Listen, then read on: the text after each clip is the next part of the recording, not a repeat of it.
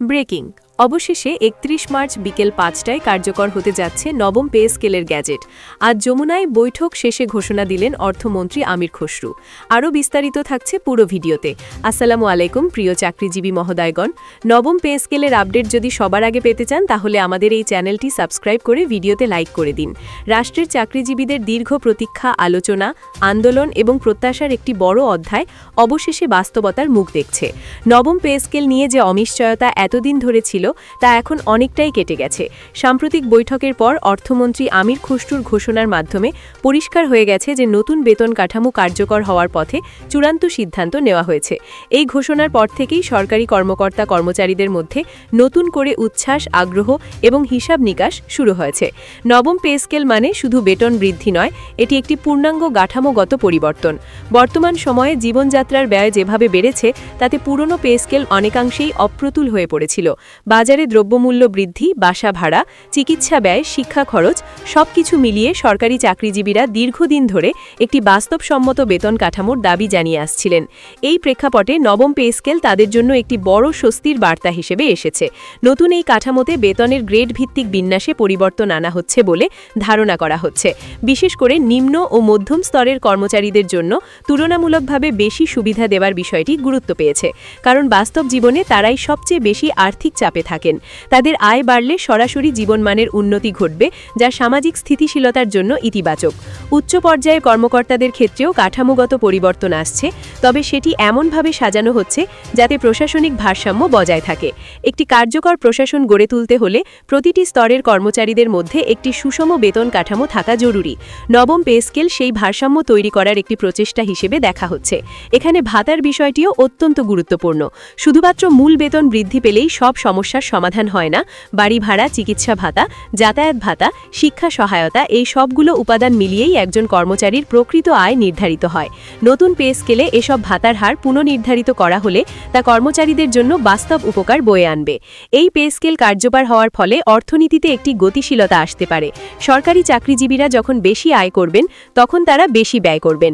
এতে বাজারে পণ্যের চাহিদা বাড়বে, ব্যবসা বাণিজ্যে গতি আসবে, উৎপাদন বাড়তে পারে, ফলে সামগ্রিকভাবে অর্থনীতিতে একটি ইতিবাচক চক্র তৈরি হতে পারে। তবে এর পাশাপাশি কিছু চ্যালেঞ্জও রয়েছে। সরকারের ব্যয় উল্লেখযোগ্যভাবে বৃদ্ধি পাবে, যা সামাল দিতে হলে রাজস্ব আহরণ বাড়াতে হবে অথবা অন্য খাতে ব্যয় কমাতে হবে। অর্থনীতিবিদদের মতে সঠিক পরিকল্পনা এবং বাস্তবায়নের মাধ্যমে এই চাপ সামাল দেওয়া সম্ভব, তবে তা একটি সুসংগঠিত কৌশল দাবি করে।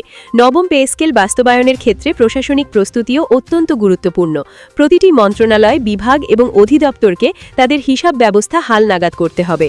নতুন বেতন কাঠামো অনুযায়ী সফটওয়্যার আপডেট, হিসাব রক্ষণ পদ্ধতির পরিবর্তন এবং সংশ্লিষ্ট কর্মকর্তাদের প্রশিক্ষণ সবকিছুই একসঙ্গে সম্পন্ন করতে হবে।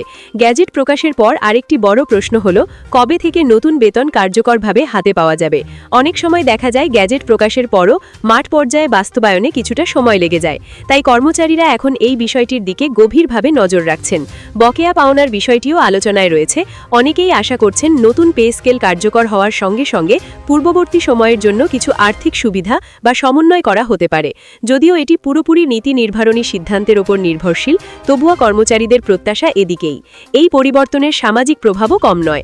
সরকারি চাকরিজীবীরা দেশের একটি বড় এবং গুরুত্বপূর্ণ অংশ। তাদের আর্থিক অবস্থার উন্নতি হলে সমাজের বিভিন্ন স্তরে ইতিবাচক প্রভাব পড়ে। পরিবারের জীবনমান উন্নত হয়, সন্তানের শিক্ষার সুযোগ বাড়ে, স্বাস্থ্যসেবার মান উন্নত হয়। সবকিছু মিলিয়ে একটি ইতিবাচক সামাজিক পরিবর্তন দেখা যায়। বেসরকারি খাতেও এর প্রভাব পড়তে পারে। সরকারি খাতে বেতন বাড়লে অনেক সময় বেসরকারি প্রতিষ্ঠানগুলো তাদের কর্মীদের বেতন পুনর্বিবেচনা করে যাতে দক্ষ জনবল ধরে রাখা যায়।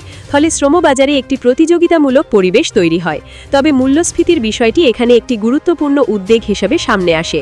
যখন একটি বড় জনগোষ্ঠীর আয় একসঙ্গে বৃদ্ধি পায় তখন বাজারে চাহিদা বাড়ে এবং তার ফলে পণ্যের দাম বাড়ার সম্ভাবনা থাকে। এই বিষয়টি নিয়ন্ত্রণে রাখতে হলে সরকারের সমন্বিত অর্থনৈতিক নীতির প্রয়োজন হবে। নবম পে স্কেলকে অনেকেই শুধু একটি অর্থনৈতিক সিদ্ধান্ত হিসেবে দেখছেন না, বরং এটি একটি রাজনৈতিক এবং প্রশাসনিক বার্তাও বহন করে। এটি সরকারের পক্ষ থেকে একটি প্রতিশ্রুতি যে তারা সরকারি কর্মচারীদের কল্যাণে কাজ করছে এবং তাদের জীবনমান উন্নয়নে গুরুত্ব দিচ্ছে। ঘোষণার পর থেকেই বিভিন্ন মহলে আলোচনা চলছে। কে কত বেতন পাবেন, কোন গ্রেডে কত বৃদ্ধি হবে, ভাতাগুলো কিভাবে নির্ধারিত হবে, অনেকেই ইতোমধ্যেই সম্ভাব্য হিসাব কষতে শুরু করেছেন। সামাজিক যোগাযোগ মাধ্যমেও এই বিষয়টি নিয়ে ব্যাপক আলোচনা দেখা যাচ্ছে।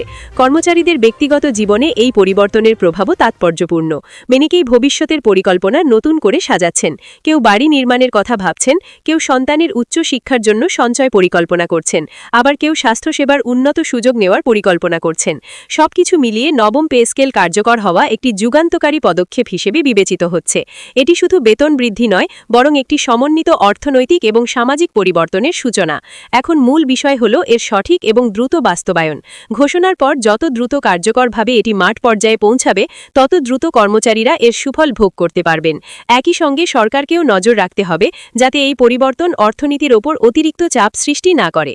এই নতুন অধ্যায়ে প্রবেশের সঙ্গে সঙ্গে সরকারি চাকরিজীবীদের সামনে যেমন নতুন সুযোগ আসছে, তেমনি নতুন দায়িত্বও তৈরি হচ্ছে। উন্নত বেতন কাঠামো তাদের কাছ থেকে আরও বেশি দক্ষতা, সততা এবং নিষ্ঠা প্রত্যাশা করে, কারণ একটি শক্তিশালী প্রশাসনই পারে দেশের উন্নয়নকে ত্বরান্বিত করতে। এই পরিবর্তনকে ঘিরে আশা, আকাঙ্ক্ষা, পরিকল্পনা, চ্যালেঞ্জ সবকিছু মিলিয়ে একটি নতুন বাস্তবতার দিকে এগিয়ে যাচ্ছে দেশ। নবম পে স্কেল সেই পরিবর্তনেরই একটি গুরুত্বপূর্ণ অংশ, যা আগামী দিনগুলোর অর্থনৈতিক এবং সামাজিক গতিপথ নির্ধারণে বড় ভূমিকা রাখবে।